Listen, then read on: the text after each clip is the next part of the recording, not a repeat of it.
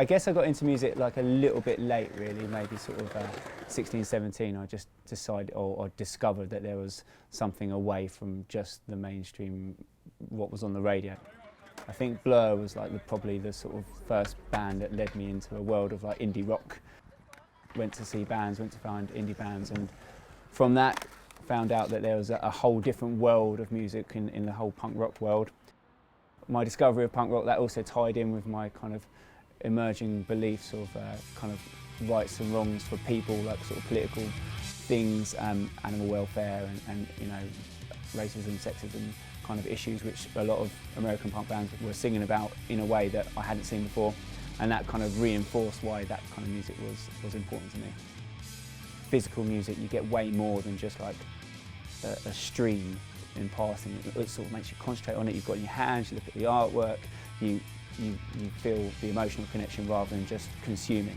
I heard someone say that someone's record collection is the working man's art collection, and it's something like that. It's like it's stuff that you really care about and is important to you, and you can be passionate about, and it's how people identify themselves. We do have younger people in the shop, and we do have younger people picking up vinyl records as well, and the amount of record players we're selling to like teenagers shows that there's new people getting into this. Kingston acts as its own little town in itself. It's obviously really good for shopping and retail. Whilst being a part of London, it's also works out as its own little things. There are some incredibly big bands passing through Kingston. There's some really small bands who consider Kingston as a really important place to play as part of their tours. We've got a record shop, we've got a big club which has big bands, we've got a theatre which has some big bands and big production, we've got a brilliant local pub venue which has the smaller bands. I wish that we had somewhere more for kids to go, like younger kids.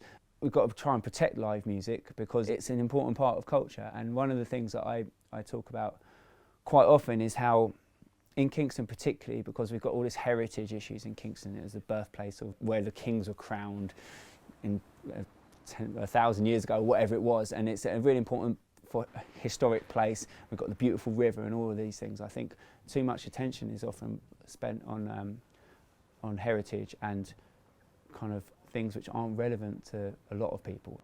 It was the cancellation of Kingston Carnival which kind of made me like, right, I'm going to do something about this. And there's a petition raised, and in the end I ended up presenting to council as the person with the petition. I asked the question like why it was cancelled and why aren't we looking after young people's kind of interests and music fans' interests, and didn't really get an answer to it all, and I was a bit like, well, you haven't answered my question. So I made a sort of vow that I was going to run as a councillor and try almost like on a kind of one issue thing. I joined the party that I'd always voted for, which was Lib Dems, and then we won the election on a massive, like it was a landslide, and so that gave me the position to be on the council, to be in the body that previously I was fighting against, to represent like music and arts and culture and things that I think are important, but also in my own kind of politics to like try and do something about vulnerable people and people who need help. And so being involved in this, you find out a load of stuff that you might not have any idea about, you know, like all the people on food banks, all the people, like the homeless people in Kingston, the idea about development and where we're going to build. But I think it's important that there's someone who speaks the language of younger people. People who are deciding about licensing policy, for example, are typically people who haven't been to a nightclub for like 20, 30 years. Like, why are they making the call? Why isn't it someone like us who have been to a nightclub? Like, why are you telling me that this isn't important when I can see it is important to all these people? Don't want like my favourite gig venue to close because someone thinks that a block of flats would be more beneficial to the area. We've got to look after today's culture and today's young people, and trying to sort of make sure they've got places to go.